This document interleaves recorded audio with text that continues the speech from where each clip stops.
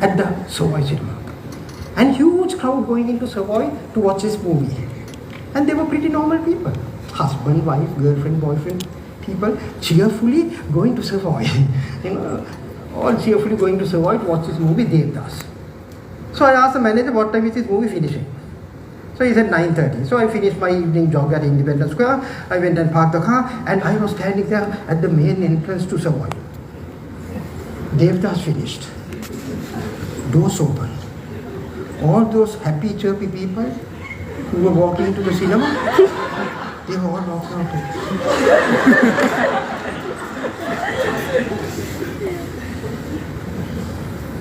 I mean, I looked inside the cinema to see what had happened. Believe it or not, until we went home, nobody spoke. I did not even get dinner that day. What happened at Devdas, I don't know. Only later on I got to realize, I got to know that it was a highly emotional movie. Now see the impact. You don't see that impact from an audience coming out from a science fiction movie. Total contrast, 1 week after Devdas, just 1 week after Devdas, there was a fantastic English comedy that came called The Guru. And that came to the Majestic Cinema, and we went, both of us went for the late night movie, 10:30 movie at the Majestic Cinema, The Guru. Superb comedy, again, huge crowd coming into Majestic to watch that movie. And they were pretty normal people, husband, wife, girlfriend, boyfriend, people, happily coming to Majestic Cinema to watch that movie, The Guru. That movie finished around midnight. And you should have seen the atmosphere at the Majestic Cinema in the Majestic City. All the people coming out of the cinema after that comedy, they were, so happy, so cheerful, they were tapping at each other, hey man, you're my guru, you're my guru. They were throwing pieces of paper, shouting, guru, guru, guru. And even in the car park, they were tooting the horns. And basically, they vibrated Majestic City.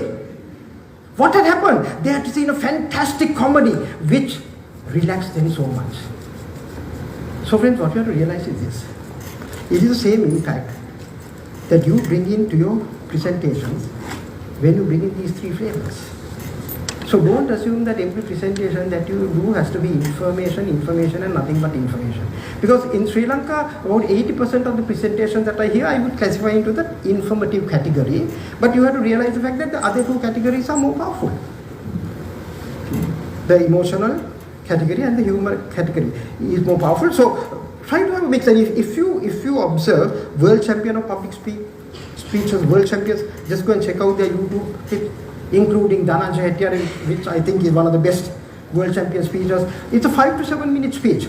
But all those world champions, within the 5 to 7 minutes, they have all 3 flavors. So they say the ultimate presentation that you will do, or the ultimate speech that you will deliver, is if you can get the audience to think, if you can get the audience to cry, and if you can get the audience to laugh, all within 5 to 7 minutes. That's the ultimate speech that you will deliver. So what does it mean? Combination of the 3 flavors. But there are certain areas where there's absolutely no alternative to humor. You can only do it with humor. First area. If you want to make your point memorable, no alternative to humor. So now I'm following the PSP technique, a point, story, point. Please remember, if you want the people to remember your point, you have to follow the PSP technique. Give a point, give a story to highlight the point, and re-emphasize the point. PSP technique is the most powerful way of getting the people to remember your message. So my point, if you want to make your point memorable, there's no alternative to humor. My story, 30 years ago, National Information Technology Conference. This is the story that a lot of people say, okay, we hope it's not the same story. No, it is the same story. Because once I was doing this presentation and I get a WhatsApp from Melbourne. Neranjan, you're still having the same story? I said, yes. Okay, 30 years ago, National Information Technology Conference. There was this speaker from Novel India, Satyan Parikh. And he's a brilliant speaker. And because he's a brilliant speaker, he always gets the most difficult slot in a conference. You know the most difficult slot in a conference, full day conference for a speaker, right? The slot immediately after lunch. Very heavy buffet lunch, very cold hall. Now we have it at Shangri-La, at that time we had at Hilton. So we have a very heavy buffet lunch, come to the very cold ballroom of the Colombo Hilton, we sit down and go through the agenda, 2 to 2:30. Latest, intelligent technologies and beyond.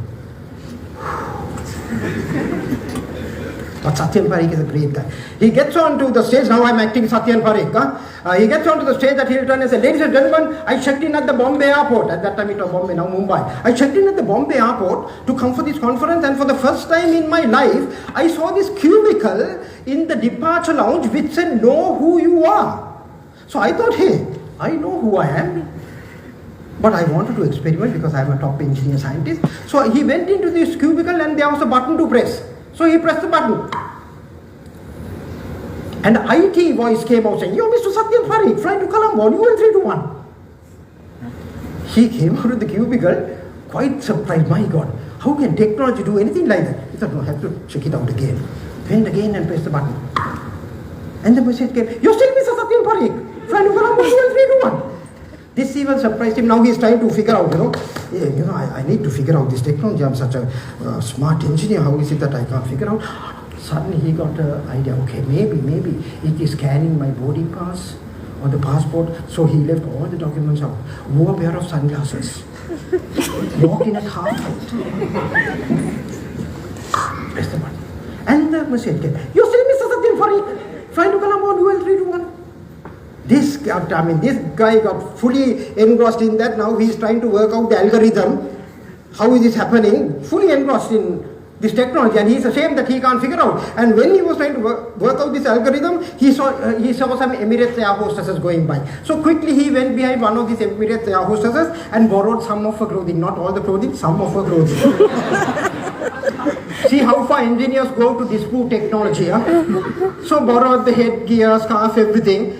Completely disguised himself as a woman because he wanted to dispute the technology. Walked back.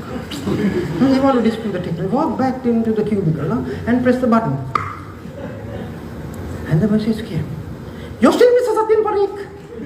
And you have just missed flight UL 321.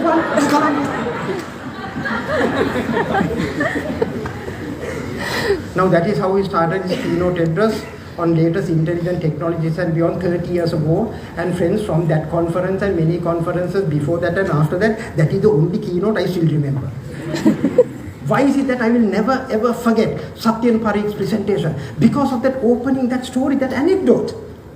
If he had just come and said, ladies and gentlemen, this afternoon I'm going to talk to you about intelligent technologies and beyond, like any other paper.